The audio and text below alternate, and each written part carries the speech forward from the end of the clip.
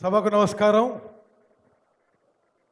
గౌరవ ముఖ్యమంత్రి వర్యులు రేవంత్ రెడ్డి గారు, గౌరవ ఉప ముఖ్యమంత్రి వర్యులు బట్టి విక్రమార్క గారు, ఇన్ఛార్జ్ మంత్రి కోమటిరెడ్డి వెంకటరెడ్డి గారు, గౌరవ రెవెన్యూ మంత్రి పొంగులేటి శ్రీనివాసరెడ్డి గారు, గౌరవ వ్యవసాయ శాఖ మంత్రి వర్యులు తుమ్మల నాగేశ్వరరావు గారు, చీఫ్ సెక్రటరీ గారు, వేదిక మీద ఉన్న పార్లమెంట్ సభ్యులు, శాసన సభ్యులు, శాసన మండలి సభ్యులు, మిత్రులందరికీ నమస్కారం.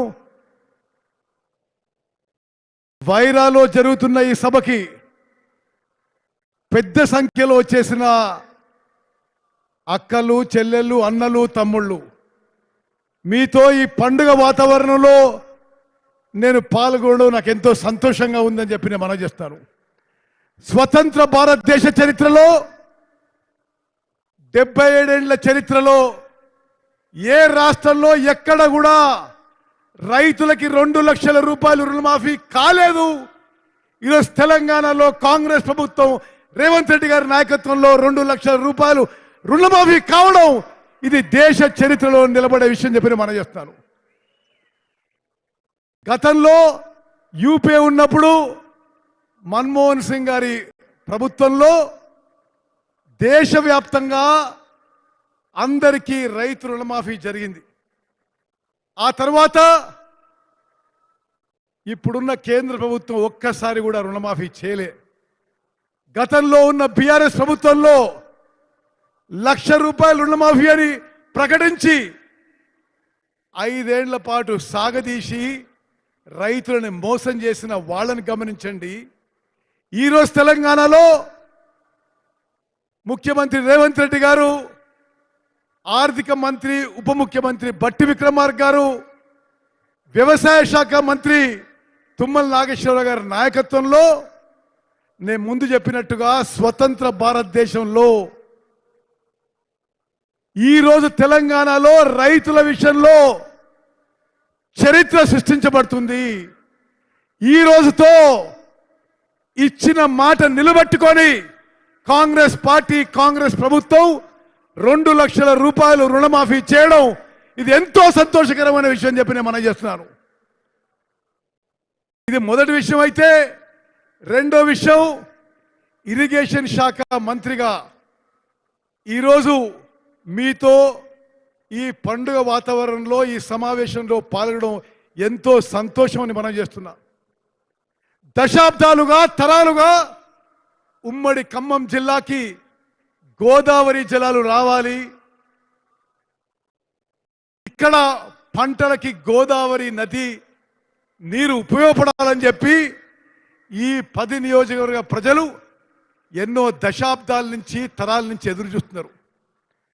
గతంలో ఆనాటి కాంగ్రెస్ ముఖ్యమంత్రి రాజశేఖర రెడ్డి గారు ఇందిరా రుద్రమకోట అనే ప్రాజెక్టు, రాజీవ్ లిఫ్ట్ అనే ప్రాజెక్టు 4 లక్షల ఎకరాలు ఖమ్మం, ఉమ్మడి ఖమ్మం జిల్లాలో 4,000 కోట్లతో మొదలుపెట్టి 2,500 కోట్లు ఖర్చు పెట్టిన తర్వాత బీఆర్ఎస్ ప్రభుత్వం వచ్చింది. వాళ్ళ అసమర్థత వల్ల ఇందిరా సాగర్ ప్రాజెక్టు ఉన్న ప్రాంతం తెలంగాణ నుంచి ఆంధ్రాకి మార్చిండ్రు. Rajiv Sagar project Kinnerasani wildlife sanctuary ద్వారా దాటుతుంది అని ఒక సాకు చెప్పి ఆ ప్రాజెక్ట్ని రద్దు చేసిండ్రు. ఈ 2 ప్రాజెక్టులు రీడిజైన్ చేసి ఆనాడు కాంగ్రెస్ ప్రభుత్వం ఉమ్మడి ఖమ్మం జిల్లాకి గోదావరి జలాలు తీసుకొచ్చే ప్రాజెక్టుని రీడిజైన్ చేసి సీతారామ లిఫ్ట్ ఇరిగేషన్ ప్రాజెక్టుగా మొదలుపెట్టారు.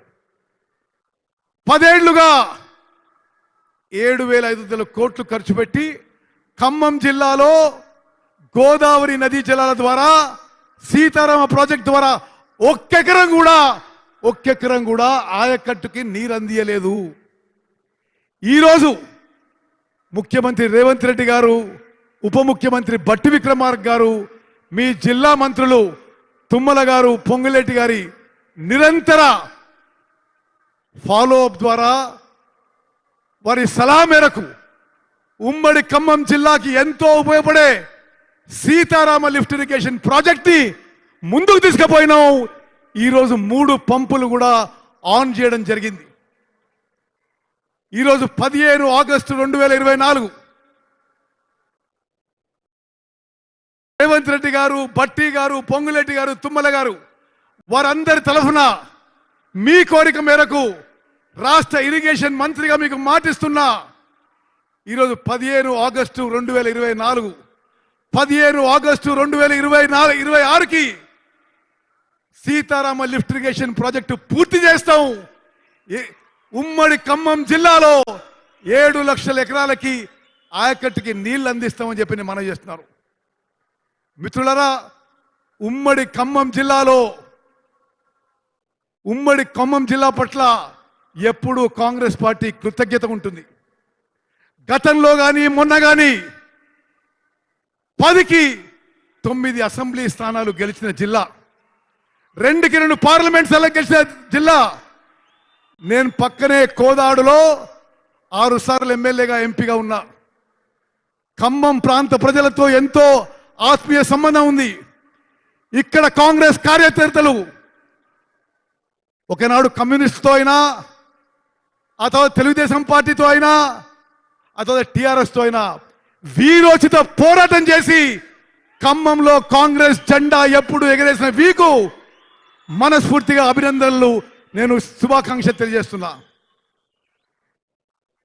ఖమ్మం జిల్లాలో, ఉమ్మడి ఖమ్మం జిల్లాలో కాంగ్రెస్ కార్యకర్తలు మీ శ్రమ, మీ చెమట, మీ రక్తంతో ఖమ్మం జిల్లాలో కాంగ్రెస్ పార్టీ మంచి ఫలితాలు వచ్చింది. రాష్ట్రంలో కాంగ్రెస్ ప్రభుత్వం ఏర్పాటైందని చెప్పి నేను మనవి చేస్తున్నా.